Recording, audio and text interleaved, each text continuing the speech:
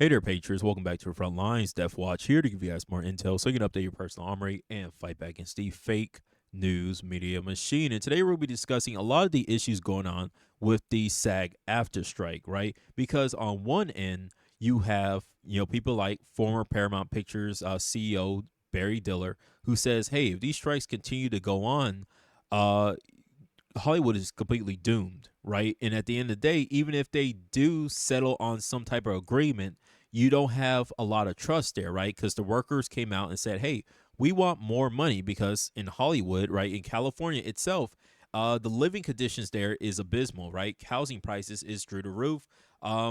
Living wages, the living costs to live in California to continue to work in these studios, right?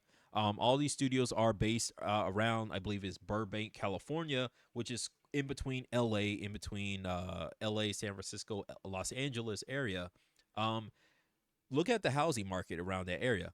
It's bananas. Okay, $200,000, $300,000 a month just to live in an apartment that you're most likely going to have to share with multiple people just to afford. On top of the homelessness crisis and all this other crap, right? We can go on about how crazy it is to live in California. Period. But these people need a higher wage of living to continue living and working at these studios, right? They said no. And so, guess what? Even if these strikes do get settled, there's not going to be a lot of trust between the workers in the actual film studios, right? But now we're also starting to see that there's not going to be a lot of trust between the workers themselves in the so-called SAG-AFTRA and the what's it called, the Writers Guild of America, the Actors Guild of America, because apparently SAG-AFTRA is allowing certain people to continue working on independent films, right? And that's what we're going to talk about in my next video, with Sarah, what's it, Sarah Silverman getting upset about it. But my future, what my hopes for the future of these strikes is essentially the downsizing of Hollywood, right? I want these strikes to continue. I don't want people to lose their job, but people are going to lose their job anyway because this report right here, $600,000 per week that these studios are losing. All that money that could have possibly went to keeping these people employed and giving them a better wage. Well, all that crap is now getting thrown down the drain. So you're going to see these studios are going to have to downsize enormously. Okay, let's get into this, right? So, Diller here appeared on CBS Face the Nation, where he was asked, "What do you think the impact of these strikes will be, and how long would these strikes last?" He then goes on to say, "Well, the problem with this particular strike, the issue is, you have a perfect storm here, right? You had the pandemic, which sent a lot of people home to watch streaming and television, and that killed theaters. Then you had the result of a huge investment in streaming services, right? Netflix was the only game in town, but then all of a sudden Paramount Plus, Hulu, Hulu was kind of there before it, but a lot of investment got pushed into Hulu, Disney Plus, HBO Max, and all these other Amazon Prime, all these other streaming services came into town. But now you're starting to see they're starting to lose money as well, right? We talked about Bob Iger having to downsize Disney because he's trying to figure out, hey, we're losing subscribers with Disney Plus and Hulu, and we got to figure out what we're doing wrong here, okay? And so then on top of that, right? So at this moment, this kind of perfect storm, it's okay if it gets settled in the next month, but if there doesn't seem to be enough trust and energy to get it settled soon, right? He didn't share what will happen is if in fact it doesn't get settled to Christmas or so, then the next year there's not going to be many programs for anybody to watch. So you're going to see subscriptions get pulled, which is going to reduce the revenue of all these movies, movie companies, television companies. The result of which is that there will be no programs whatsoever, right? So essentially, they're going to have to downsize.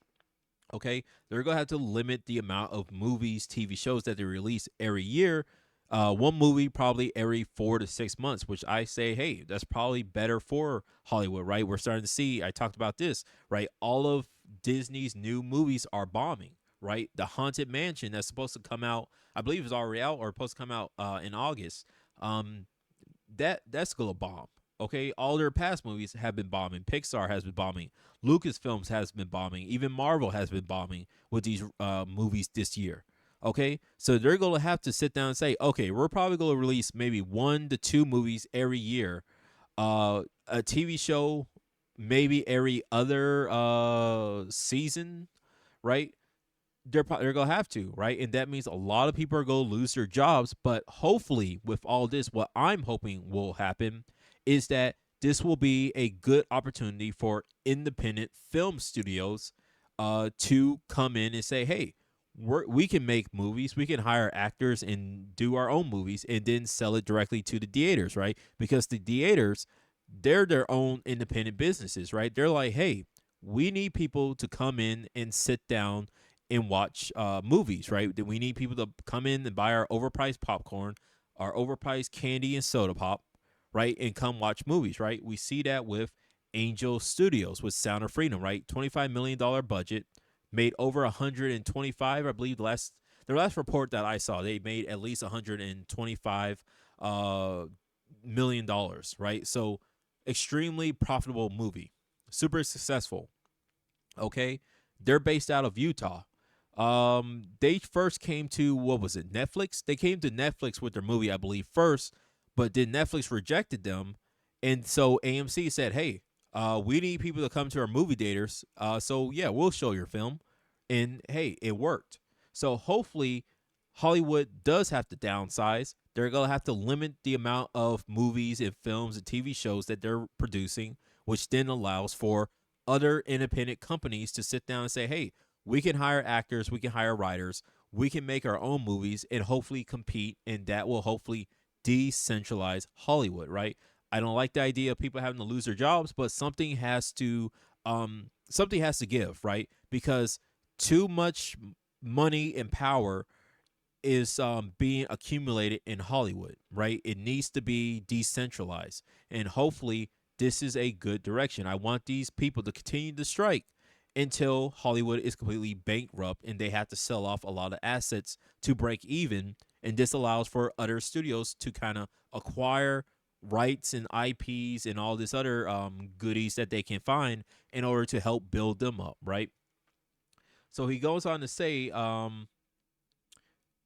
see right here, but there's no trust, he reiterated.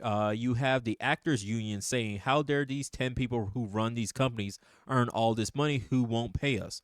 Well, if you look at it on the other side, the top 10 actors get paid more than the top 10 executives. I'm not saying either is right. Actually, everybody probably is overpaid at the top end, right? And now in my next video, again, we're going to talk about how some of these actors who are top earners are still working, right? Despite the fact that they're all supposed to be striking. Okay. The one idea I had to say as a good faith measure, both the executives and the most paid actors should take a 25% pay cut to try and narrow the difference between those who get highly paid and those who don't, he stated. He also added that the only other thing I would do, I would call for a September 1st deadline. There's a strike deadline. I think there should be a settlement deadline because unless it happens by September 1st, the actions, and of course, who cares about Hollywood, right? But the truth is, this is a huge business both domestically and for world export. But these conditions will produce an absolute collapse of an industry. Okay. So even though if they do kind of come to some type of consensus, there's still not going to be a lot of trust there, right? And, if something doesn't get settled by September 1st, Hollywood is going to be doomed, right? They're going to definitely fire a whole bunch of people and they're going to have to downsize, right? And again, I say let that happen because a lot of people forget the film industry did not start in Hollywood. It started off in New Jersey, right? Because of the situations with the East Coast with what's his name, Thomas Edison, and all the patents and all this other craziness, they all had to flee westward to Hollywood, to California, in order to escape all these patents and create their own industry, right? Now it's time for the industry to go back and kind of flourish to new parts of America, right? And that's what you're kind of seeing here. This comes from FEE Stories. You should follow them on YouTube. They do really good breakdowns of certain themes and movies and tropes and stuff like that, right? Really good YouTube channel here. But enter the rival stage right. Around the mid 1990s, other states and countries saw a chance to entice production companies away from California and to bring their cool and taxable jobs with them. states like Louisiana and Georgia, along with Canada, began offering some pretty sweet incentive packages for filmmakers and production companies. Some places offered subsidies, direct payments, but the lion's share of pretty much all the financial incentive packages was tax breaks, a lower tax bill. Though these two kinds of incentives are often conflated, they are not in fact the same thing, right? So, and it worked. The state of Georgia, the UK, and Canada all top California when it comes to the number of films shot and produced there, right? I have a lot of friends who are in Atlanta right now, and they're telling me that, hey, a lot of these, there's a lot of film studios that are being built up around the Atlanta area because Atlanta is now kind of being considered the next Hollywood, right? Same thing as Austin, Texas. A lot of people who are fleeing California are going to Arizona, are going to Utah, are going to Austin, Texas, Austin, Houston area, right? So you're going to start seeing a huge boom in the movie and film industry there, and that's why I hope that it continues, right? I want independent film companies to essentially get a foot in, right? Get more. The whole film industry needs to become more competitive, right? Less streaming, more people out there making good quality independent films for film festivals and for just it you put in direct to theaters, directly to the customers, right? Okay, is that too much to ask for? I don't think so because again, Angel Studios is doing the same thing, right? They're based out of Utah. They decided, hey, we're just gonna make a movie, and it was widely successful, right? Who says all these other independent film companies can't do the same, right? Maybe because when it comes to Hollywood, right, there's a certain name recognition, there's a certain pride to saying, hey, yeah, I work in Los Angeles, California. I work for Disney. I work for a company that's owned by Disney, or I work for Netflix or all this other crap, right? I know people who work for Netflix, right? So there's kind of a prestige, a recognition that comes with that title of, hey, I work for such and such company. But at the same time, it's like, well, you can work for a independent film company and do the exact same, at least make the exact same money, right? Because again, all these other companies that's paying $200 million to make a film, they're bombing, right? Angel Studios comes out and makes a film for $25 million and makes back over $125 million back in profit. Okay, so, it definitely can be done, right? There's a huge audience. Conservatives, right, with Daily Wire, right? When Gina Carano got fired, they hired Gina Carano to help make a Western film, right? That was successful for the Daily Wire. They came out with their own documentary series, What is a Woman, right? There's plenty of people who are tired of all the insane nonsense that's coming out of Hollywood who want good quality, right? It doesn't have to be political, right? People are out there looking for good quality documentaries, good quality everyday American movies like they used to be produced back in the 90s, right? So there's definitely the conservative market. People who are conservative are definitely looking for again, doesn't have to be overtly political. Sound of Freedom was not political. It was simply just, hey, this was a real situation that this guy took part in a raid with the Colombian government to arrest a bunch of people and save a dozen of children, right? It was a real life event. It wasn't political. None of it was overtly political, right? It was just a straight up everyday good quality movie. Okay? So again, conservatives are hungry for that type of content, and you can easily give it to them and easily make money off that, right? As long as the movie is a good quality story. Okay, so it's not really that hard. It's just that people are just too scared to go out and make these movies themselves. They're too scared because they want that brand recognition. It's easier to work for these companies because again, it's safer.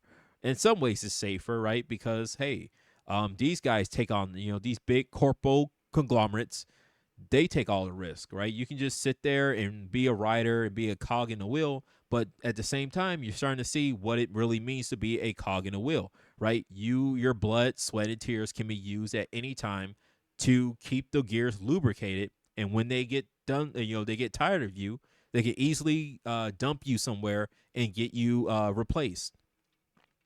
Okay, so hopefully this help create some type of decentralization of the film industry away from California and allows other independent film companies to branch out everywhere else in America, and we start having good quality competition going on, which will then hopefully breed good quality movies. Right, we're seeing that in the comic book space with Comicsgate.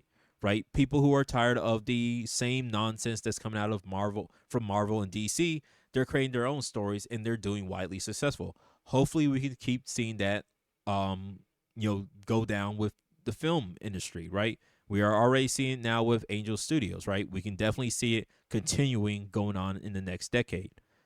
So, like always, stay safe, stay sane, be vigilant, like, share, subscribe, and I'll see you guys on the front lines.